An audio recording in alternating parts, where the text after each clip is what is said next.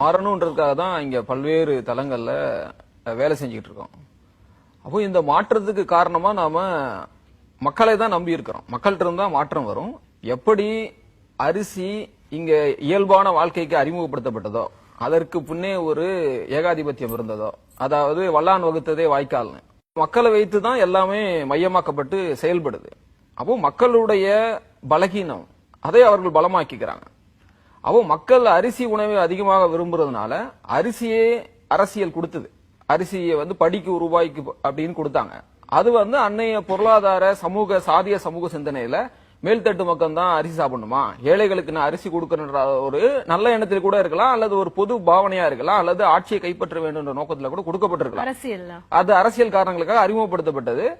அதற்கு அவர்கள் பண்ணிய உபாயம் அது பொது விநியோகத்துக்கு கொண்டது. இந்த பப்ளிக் டிஸ்ட்ரிபியூட்டர் சிஸ்டத்துக்குள்ள பொது விநியோகத்துக்குள்ள கொண்டு வர்றாங்க. அப்போ விவசாயிக்கு ஒரு ஆணித்தரமான ஒரு நம்பிக்கை இருக்கு. கண்டிப்பா அரசு அரிசி விளைய வைத்தா வாங்கிக்கோன்ற ஒரு நம்பிக்கையில் தான் அரிசிக்கு மாறினாங்க. அப்போ நம்மகிட்ட கிட்டத்தட்ட 2 லட்சம் விதமான பாரம்பரிய அரிசிகள் இருந்தது. அந்த பாரம்பரிய அரிசிகள்லாம் அரசு ஊக்குவிக்கல. அது இங்க பன்னாட்டு சதி இருக்கு. அப்போ 5008 5020 பொன்னி அப்படிதான் அறிமுகப்படுத்தப்பட்டது. ஏன் 5008 5020 பொன்னியை அறிமுகப்படுத்துறாங்கன்னா, இவைகள்லாம் அதிகமான இந்த பெஸ்டிசைட் ஃபெர்டிலைசர் சொல்லக்கூடிய செயற்கை உரங்கள் அடிப்படை நம்பி வாழக்கூடியது. அப்போ யாரோ ஒருத்தர் அங்கிருந்து முடிவு பண்றாரு, இவர்கள் பாரம்பரிய அரிசி போட்டா இவர்களுடைய நோய்கள் சரியாயிடும், அப்போ மருந்து விற்க முடியாது, பாரம்பரிய அரிசிகள் போட்டா அது நல்லா விளைஞ்சிரும், அப்ப நம்முடைய அந்த வீரிய விதைகளை விற்க முடியாது அப்படின்னு திட்டம் போட்டு அதை நமக்கு அறிமுகப்படுத்துறாங்க. அப்போ அதை நம்மாழ்வாரையா ரொம்ப தெளிவா சொல்லியிருக்காரு. இந்த சமுதாயம் யாருக்கு படிக்க முடியுதோ, நம்மாழ்வாரை யாருக்கு தெரியுமோ, யாரு கேட்க முடியுமோ அவர்கள் தான் அதை பார்த்து பதறோம். ஏன் இந்த பதறதுக்கு காரணம்னா, இவர்கள்லாம் சுவையான உணவு உண்ணுறது, அதுலலாம் நமக்கு எதுவும் காழ்ப்புணர்ச்சியில பொறாமை இல்ல, நீங்கெல்லாம் டேஸ்டா சாப்பிடக்கூடாதுன்னு சொல்றது இல்ல. இதுல என்ன நம்ம பாக்குறோம்னா, அதுல சுரண்டல் இருக்கு, ஏமாற்றுத்தனம் இருக்குதான் நமக்கு அந்த ஒரு ஆதங்கத்துடைய வெளிப்பாடு. சுரண்டலும் ஏமாற்றுத்தனம். இவர்கள் நம்ம அறியாம நம்ம சுரண்டப்படுறதை உணரல. அப்ப நம்மகிட்ட 2 லட்சம் இருந்த பாரம்பரிய அரிசிகள் போய், அப்ப எனக்கு ஆப்ஷன் அவ்வளவு இருந்திருக்கு. ஆனா என்னை 5008லயும் 5020லயும் பொன்னிக்குள்ளேயே சிக்க வைத்த சமூகம் யார் அந்த வேலையை பண்ணனா? அரசு தெரிந்து செய்ததா தெரியாம செய்ததா அது தனி விவாதம். இந்த குறுகிய நேரத்தில் நாம பார்க்கக்கூடியது, நாம ஒரு பெரிய சுழல்ல சிக்கி இருக்கிறோம்.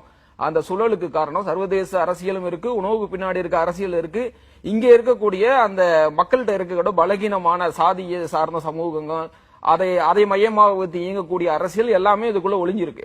மருந்தென வேண்டாவாம் யாக்கைக்கு அருந்தியது அற்றது போற்றி உனின்னு சொன்னாங்க. எப்போ பசிக்குதோ அப்போ உணவு அருந்தி வாழ்ந்து வந்தனா உனக்கு மருந்தே தேவையில்லை சொன்னாங்க.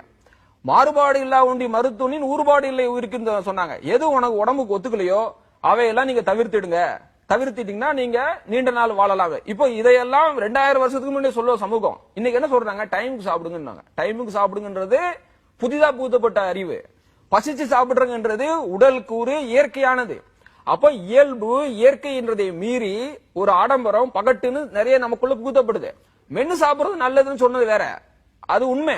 மென்னு சாப்பிட்டாதான் இங்க உமிழ்நீர்ல கலக்கும், ஜீரணமாகவும், நோய் வராது. நொறுங்க தின்னால் 100 வாழ்வுன்றது எதையா தின்னுகிட்டே இருக்கிறது இல்ல, மென்னு சாப்பிடுன்னு சொன்னது. ஆனா இன்னைக்கு உங்களுடைய விளம்பரமும் இன்னைக்கு இருக்கிற பன்னாட்டு என்ன சொன்னது?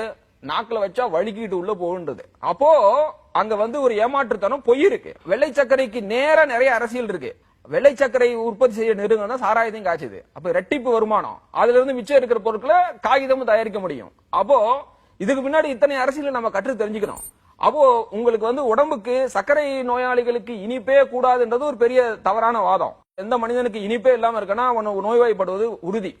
என்ன அங்க பிரச்சனைனா, நம்முடைய பாரம்பரியத்தில் இருந்த பனை வெல்லம் அல்லது நாட்டு சர்க்கரை, அப்படியே கரும்புல இருந்து சர்க்கரையை எடுக்கிறோம், அதை கொதிக்க வைக்கிறோம், அதை அப்படியே கட்டியாக்கி கொடுத்துறோம். அது என்ன நிலை இருக்கோ அப்படிதான் அது நாட்டு சர்க்கரை. இல்ல பனையில இருக்கிற பதநீரை இறக்கி அதை பதப்படுத்தி அதுல இருந்து இனிப்பு எடுக்கிறது. இவைகள்லாம் இயல்பான இயற்கை தன்மை இருக்கு. அதுல 240 விதமான என்சைம்கள் இருக்கு, நொதிகள் சொல்லுவோம். அது உடம்புல கொஞ்சம் கொஞ்சமா ஜீரணமாகி நம்ம உடம்புக்கு ஆற்றல் தரும். இதை சர்க்கரை நோயாளிகள் கூட சாக்கலாம். ஆனா வெள்ளை சர்க்கரையில என்னன்னா, அது ஒரு ஃபைன் லெவல்ல இருக்கிறதுனால, இறுதி தன்மையில இருக்கிறதுனால அதை எவ்வளவுக்கு எவ்வளவு அதிகமா எடுத்துக்கிறோமோ அவ்வளவுக்கு எவ்வளவு நம்ம கெடுதல். குளிர்பானத்துல ஏதோ ஒரு குழந்தைக்கு இந்த விளம்பரங்கள் மூலமாக எப்படியோ அவர்களோட உளவியல் ரீதியா பூத்திட்டாங்க. அப்ப அந்த குழந்தையோ அல்லது சர்க்கரை நோய்க்கு உட்பட்டவர் தெரியாம, இந்த உண்மை தெரியாம அவர் ஒரு குளிர்பான பாட்டில், எந்த நிறுவன குளிர்பான பாட்டலா இருந்தாலும் கூட சரி, எடுத்து அப்படியே குடித்தாருன்னா அதுல 20 ஸ்பூன் சர்க்கரை இருக்கு. அப்போ அந்த ஃபைன் லெவல்ல இருக்க சர்க்கரை நம்ம உடம்புக்கு நேரடியா கடுமையான தாக்கத்தை உண்டு பண்ணும். என்னுடைய நீரை எடுத்து அதுல நீங்க கடுமையான நச்சு கலந்து கொள்ளை லாபத்துக்கு என்கிட்ட மறுபடியும் விக்கிறீங்க. இப்படி நாம ஒரு முட்டையை வெளிநாட்டுக்கு ஏற்றுமதி பண்ணோம்னா 200 லிட்டர் தண்ணி வெளிநாட்டுக்கு போயிருச்சுன்னு அர்த்தம். இங்க கார் தொழிற்சாலைக்கு நாம நிறைய அனுமதிச்சு வச்சிருக்கோம். கார் தொழிற்சாலை ஒரு கார் தொழிற்சாலை உற்பத்தி செய்ய போச்சுன்னா நம்முடைய நீர் 2 லட்சம் லிட்டர் நீர் போச்சு. 2 லட்சத்துல இருந்து 4 லட்சம் சொல்றாங்க. அப்போ இதை குறிவைத்துதான் சர்வதேச நாடுகள் வருது. உங்களுக்கு இவ்வளவு டெக்னாலஜி டெவலப் பண்ணவங்களுக்கு தன்னுடைய பனியனுக்கோ அல்லது தன்னுடைய மற்ற உடைகளுக்கோ சாயம் போட்டுக்க தெரியாதா? ஏன் இந்தியாவில கொண்டாந்து சாயம் பண்றாங்க? அவங்க மண்ணும் நீரும் கெடாம இருக்கணும், உங்க நீர் கெட்டு போகணும். ஏன்னா நீங்க ஏழை நாடுகள் இருக்கீங்க, உங்களுக்கு எந்த வேலையாவது கொடுத்தா நீங்க ஏத்துக்குவீங்க, அதோட குறைந்த விலைக்கு வர்றீங்க. அப்போ இப்படி எல்லாம் பெரிய சூழ்ச்சிக்குள்ள நம்ம சிக்கிக்கிறோம். இந்த பதைப்பு தான் இந்த ஒரு கற்றறிந்த சமூகத்துக்கு வருது. இவங்க நிறைய பேசுறாங்க பாத்தீங்களா, பேசிக்கிட்டே இருப்பாங்க, ஏன்னா அவ்வளவு படிச்சிருக்காங்க.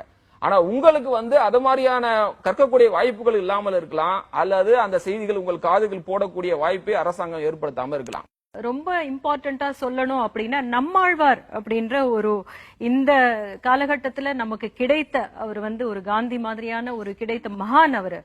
அவர் சொல்லி இருக்கிற இந்த ஏற்படுத்தி இருக்கிற மாற்றம் மிகப்பெரிய அளவுல எல்லா இடத்துலயும் பரவிட்டு இருக்கு அப்படின்றதுதான் நான் பாக்குறேன். ஒவ்வொரு விஷயத்துக்கும் ஏன் நம்ம நாட்டுக்கு வர்றாங்க, என்ன நம்ம நாட்டில இருந்து சுரண்டிக்கிட்டு போறாங்க, இந்த சுரண்டலுக்கு நாம உட்படுத்தணுமா அப்படின்றது மெயினா யோசிக்க வேண்டியது அரச நீங்க சிந்திக்க வைக்கிற, இல்ல நீங்க இந்த மாதிரியான விஷயங்களை எங்க மேல திணிக்க முடியாது அப்படின்ற ஒரு புரிதலுக்கு கொண்டு போகணும். அப்படின்னா முதல்ல நம்ம இத பத்தி தெரிஞ்சுக்கணும்.